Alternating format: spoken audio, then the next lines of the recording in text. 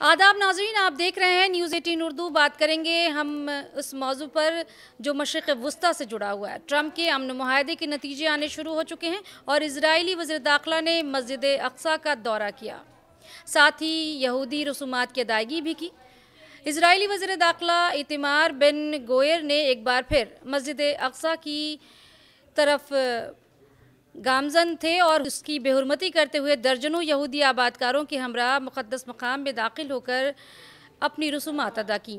ये वाक़या रवां हफ्ते का दूसरा वाक़या है जो यहूदी मजहबी त्यौहार के दौरान पेश आया है।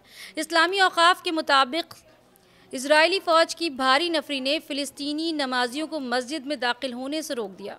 बिन गोयर के इस इक़दाम के बाद उर्दन की वज़ारत ख़ारजा ने इस इक़दाम को इश्तियाल अंगेज़, ख़तरनाक और नाक़ाबिल क़बूल करार देते हुए शदीद मज़म्मत की है।